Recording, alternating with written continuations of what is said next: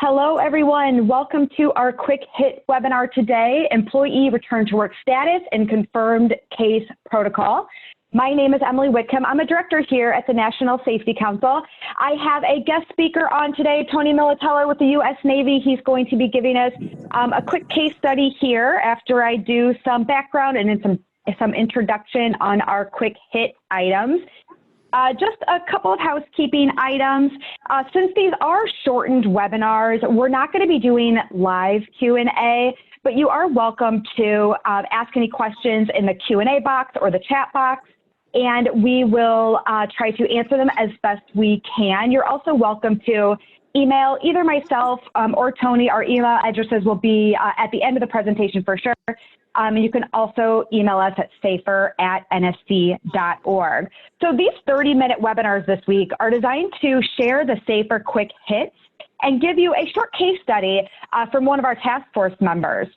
So we're really excited for these webinars. We will be publishing the slides as well as the recordings after the end of the week. So you can look out for them probably on Monday would be a good time to look on the website for those. But before we start, I want to give a quick thank you to our sponsors, Avetta, ISN, McElhatton Foundation, and U.S. Steel. Thank you for your generous support of the SAFER effort. So let's flip over and look at our agenda for this 30-minute webinar today. First, I'm going to talk a little bit of background about what SAFER's been up to, our framework documents, our playbooks. I'll show you the quick hit items that are on the agenda for today. And then I'm going to hand it over to Tony to talk about what the Navy's been up to in regards to confirmed case protocol. And then I will close us out just a few minutes at the end to share some of our other SAFER resources that you all should take a look at. So let's start by looking at our framework and our playbooks. So you may have seen this graphic before, and this is one of the first pieces that SAFER pushed out was our framework document. We really, crowdsourced all of the recommendations for employers from our task force members. So big shout out to our task force members for sharing their time and their expertise here. But our larger framework document looked at 6 topic areas that employers should be considering: the physical space, medical health, stress, emotional, and mental health, employment, legal, and HR, communication, and external factors. The framework also looks across 4 different operations types: office, closed industrial, open industrial, and public. After we published the framework, we wanted to do a deeper dive into each of these 6 topic areas, 4 operation types, and really flesh out more detailed recommendations. So I'll show you an example on this next slide. This is a playbook that's really a deeper dive into the office operations specifically. So the framework document in general had something like 200 recommendations, but we wanted to boil them down into one of those specific topic areas. So this document is just for office operations. It makes it a little bit of a bite-sized piece, easier for our employees to digest. All of these documents, all 10 of the playbooks, are available for free at nsc.org/SAFER. So if you've not had a chance to look at them, please check out these playbooks and the framework. I'll show you where they're located on the website. Hopefully that can help you a little bit because we have a lot of resources on there, but I'll show you that at the end of the presentation. So in this webinar series, we're going to be talking about 2 quick hit items. This is the webpage where all the quick hits are located. We have a total of 9 items, and the purpose of these webinars this week was to walk you through each of these to make sure that you saw all of them, you understood what they were for, and then you got a case study from one of our task force members on how they are implementing either that quick hit or something very similar. And we really hope that this is as helpful for you all. So you can find these at nsc.org/SAFER. So let's dive into today's topic. Our quick hits for today, we're looking at 2: employee return to work status and confirmed case protocol. So let's flip over and look at these documents specifically. So the one here that we're looking at is our employee return to work status. And this is a guidance on how to determine which employees should return to work, taking into account individuals' employees' health status and other mitigating factors. So some of the options that are demonstrated on here are telework, report to work, weather and COVID-related leave. So if we look over on the right-hand side, there's some really good guidance checklists on when the work site is closed, as well as when the work site is open. So this is a really good document to look at if you're considering when to bring back your employees and how to bring back your employees, and maybe whether telework is the best option. If we want to flip over to the second quick hit item here that we're going to talk about, this is our confirmed case notification protocol. This is a much lengthier document just due to the nature of this topic area. So these are really recommendations for communication actions to take when a confirmed COVID-19 case occurs in the workplace. It is assumed that when a case of COVID-19 is confirmed, the work areas are closed off, cleaned and disinfected before they can be accessed to others. So on the bottom left of this document, you see we give some options for COVID-19 protocol if an employee reports or exhibits COVID-like symptoms. On the right-hand side, we have suggestions, recommendations for the employee notification process. Who should be doing the notification, and then below that is communication guidance for managers and supervisors. So guidance for communication with confirmed case employee, how you should communicate with the employee. And then the next section looks at guidance for communication with employee close contacts, those that they may have come in contact with.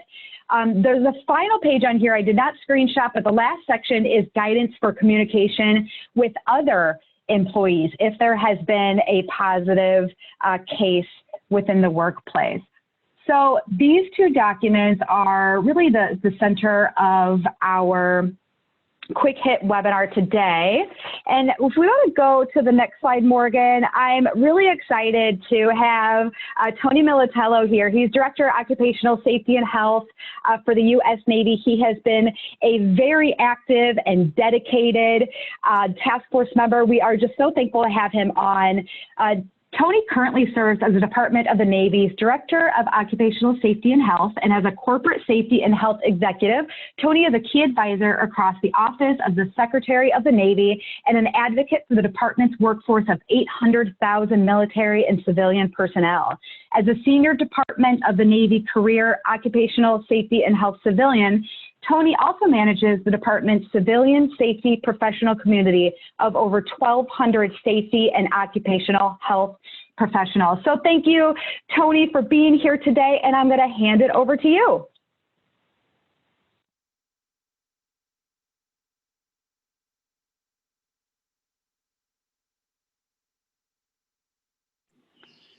Thank you, Emily. I see that I am now unmuted. Can you hear me there, Emily and Morgan? You are good to go, Tony. Thank you. Great. Again, thank you very much for that introduction. It has been a pleasure to be a participant and a task force member on the SAFER team.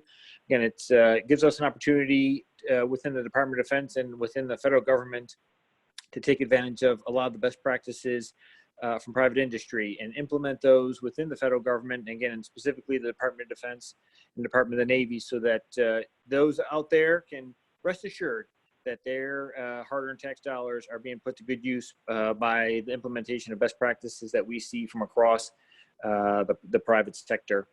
If you can go to the next slide, Morgan.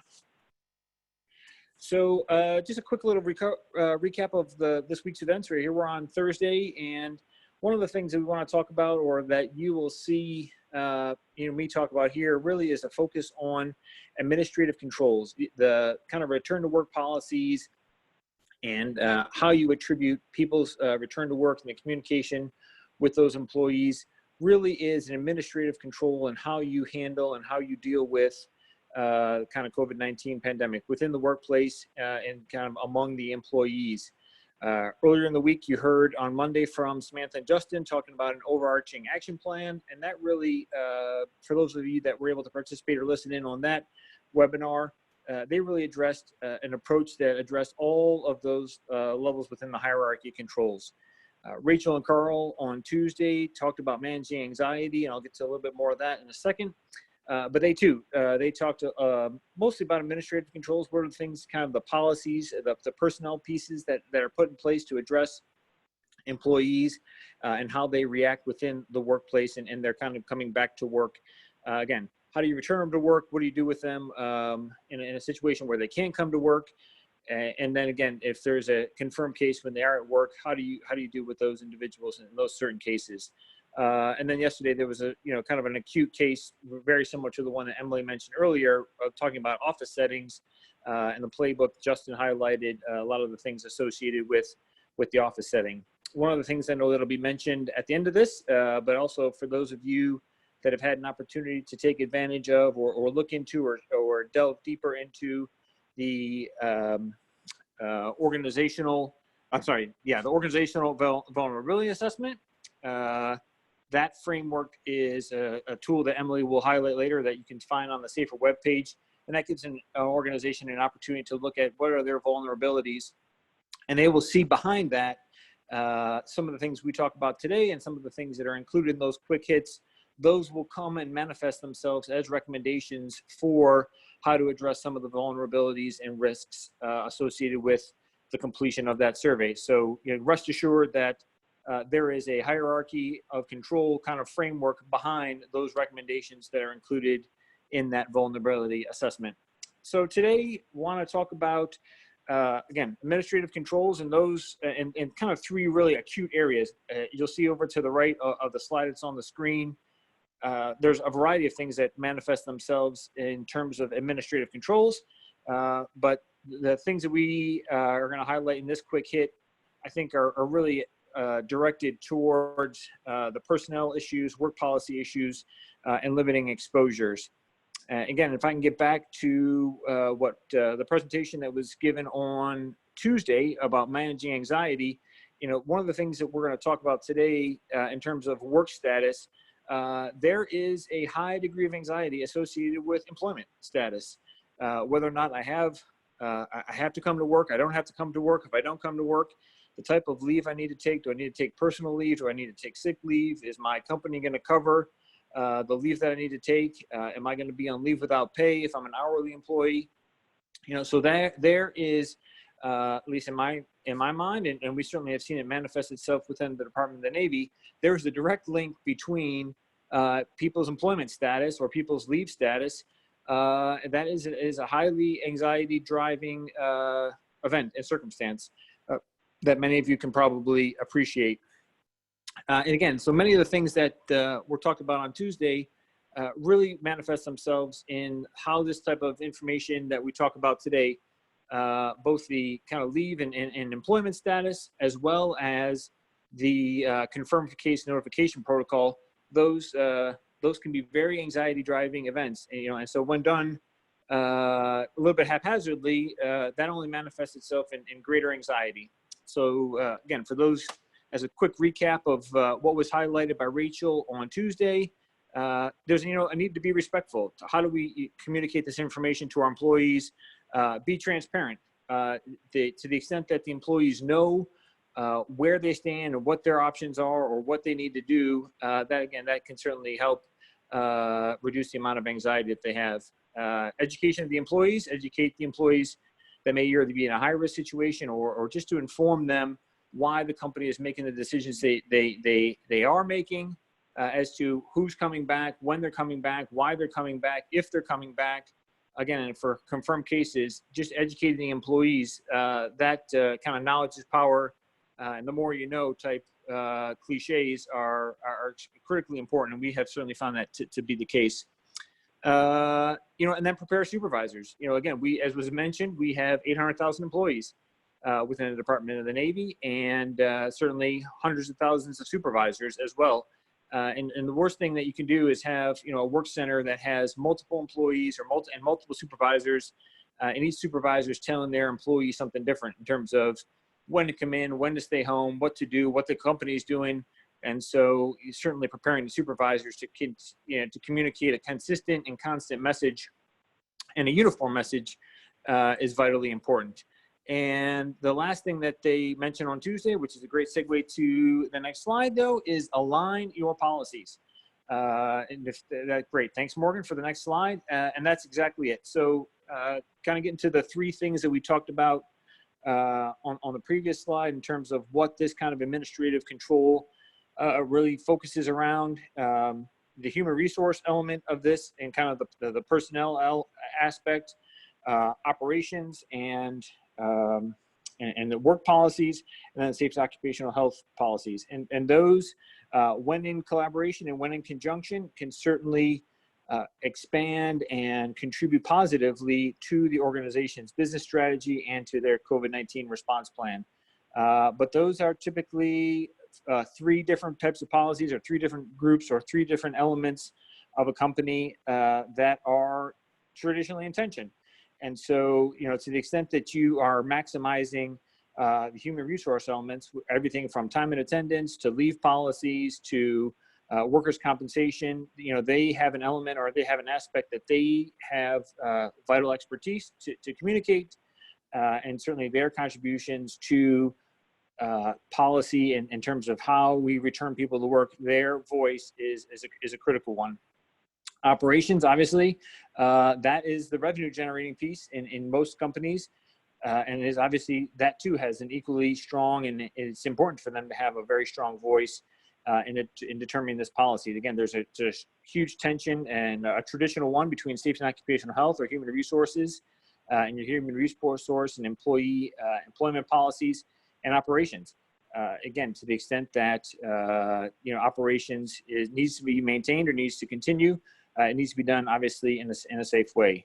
And so, and then thirdly, kind of the third leg of the stool is the occupational health professionals. Right, their job, they are tasked with limiting exposures. Again, they have obviously a variety of methods and approaches through the hierarchy of controls by which they can limit the exposures of the employees. But you saw on the very top rung is elimination. So if there is potential for an individual to stay at home, that eliminates the potential for that individual to be exposed in the workplace.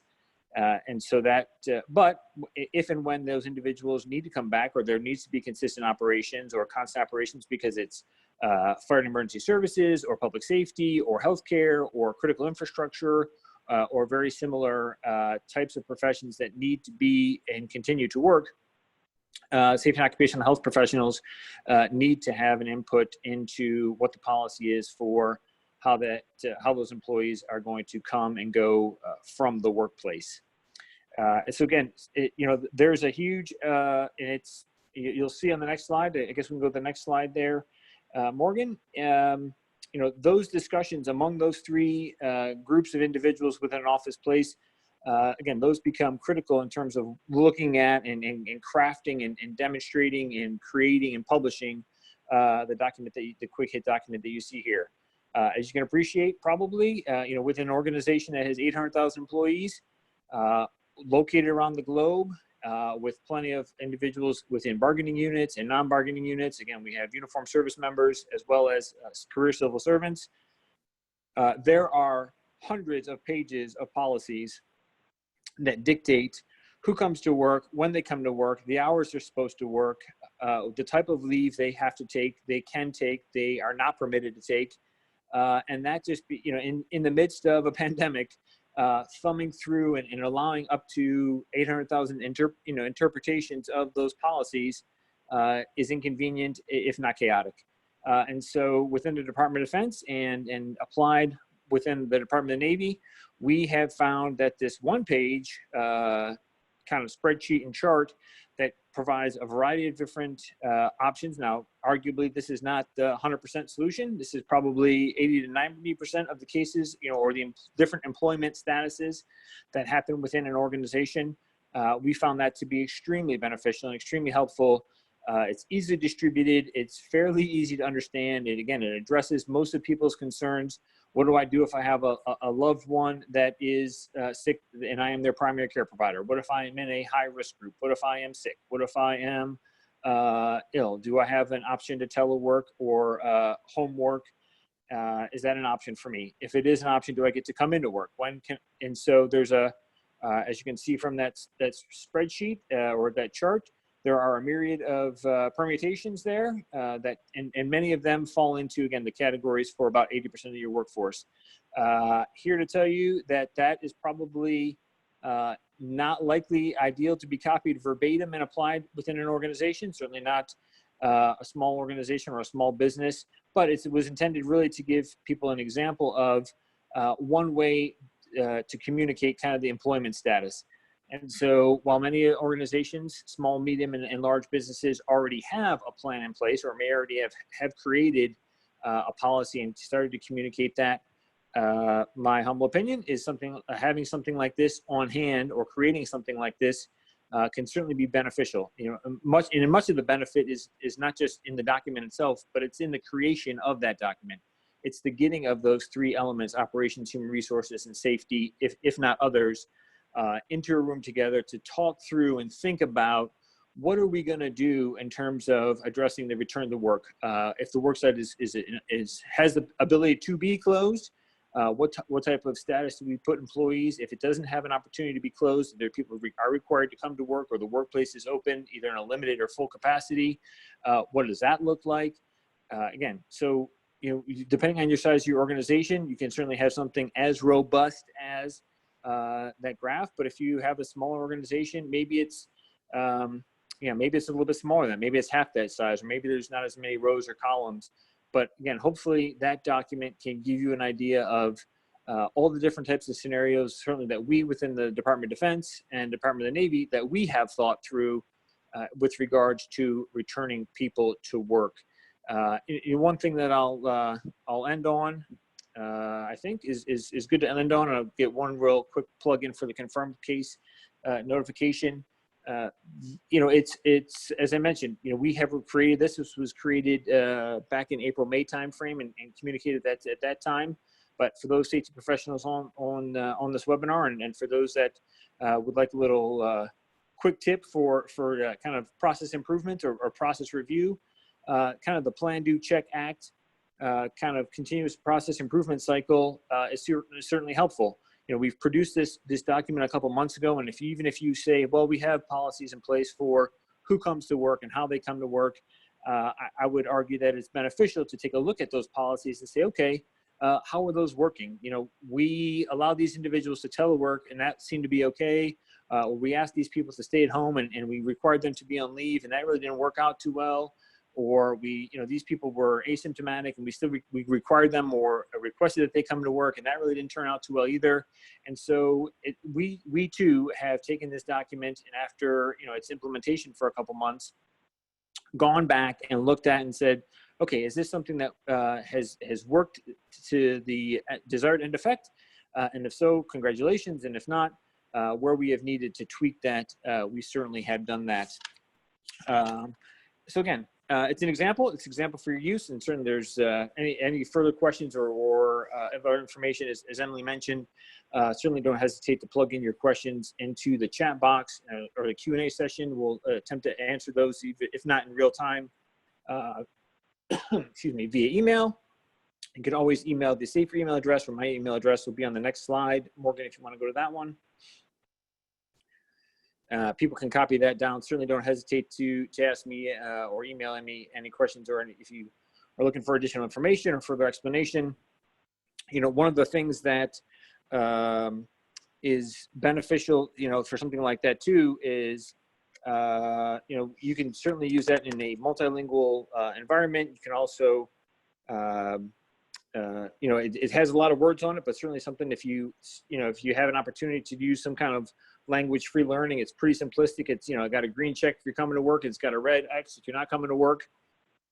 So there's an ability to use, some kind of pictures to make it kind of universal as well.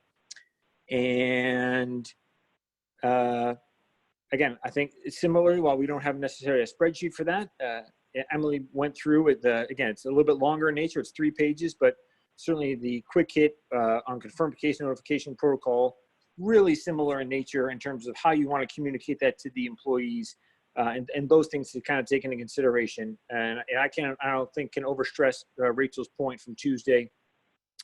Be respectful of your employees, be transparent in what you communicate to them, educate them as to why you're doing what you're doing, prepare the supervisor to be able to communicate those messages universally and, simultaneously. And then again, align your policies.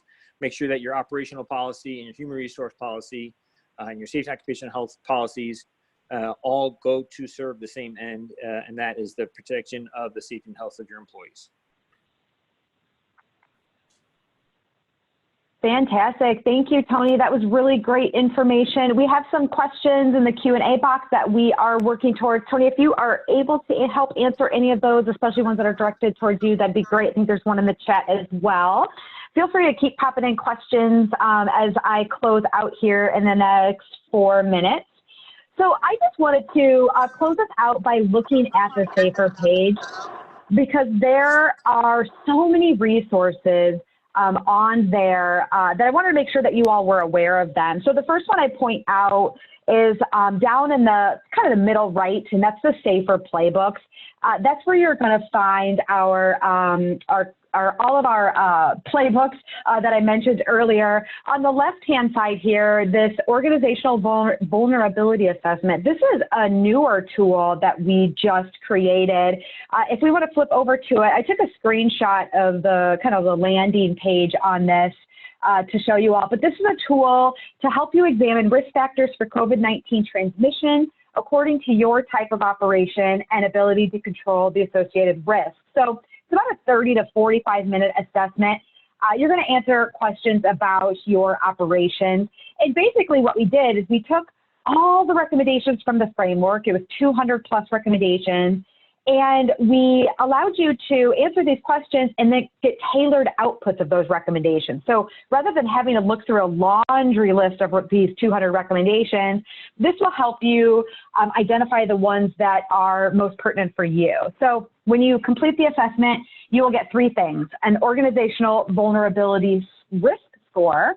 You'll get a list of potential control measures that you may still need to implement. And then you'll get a control implementation completion summary that's by risk factor. This is a free tool. If you haven't yet, go ahead and check it out at nsc.org/safer. If we want to flip back over to the web page, I'll share with you some of the other resources that we have here. On the very top left, the SAFER Solutions Directory. This is a searchable library of content that employers have shared with us that they have had to create in this pandemic. We have some of our resources in there as well, but it's a really great feature that allows you to search. Content's added daily. You can see new content. You can see the most popular content. So if you haven't checked that out, look at the Solutions Directory. Let me see, the top right here, the Take Action, that's where you can find the quick hit webinars from the quick hit checklist from the webinars this week. And that's likely where the webinar series will be housed after this week. So if you want to go back to the recording, if you want to see our PowerPoints from this webinar series, check out that Take Action page we'll probably have them up on Monday. In the middle row here, our membership team has been working on creating a poster series and other resources. These are member exclusive benefits. So if you are an NSC member, check them out. They're really great resources. Down on the bottom row here, the one I want to point out is the employee well-being. We have so many great mental health and stress resources for you all. This is really a popular topic. It's a much needed topic in this time of COVID. So if you have not had a chance to look at our mental health resources, you can find that on the bottom right. So the last thing that I want to show you all, a few weeks back, we held a webinar, a SAFER Return webinar. And Morgan, if you want to flip us over to the next slide. This webinar was one of the most popular webinars NSC has ever done. And so we thought it would be nice to bring it back for round 2. So you can look out for that July 15th. Our own Catherine Mendoza and Anthony Washburn are going to walk through the SAFER framework and how you can create your own plan, your own playbook for return to full operations. So I want to thank you all for being here today. Please join us tomorrow for our last quick hit webinar in our series. This one's on entrance screening and protocol with our own Jason Wernex from Ameren. We're really excited about this one as well. Feel free to reach out to either myself or Tony, or email us at safer@nsc.org if you have any questions or comments. So thank you all for joining us here today. Have a great rest of your day.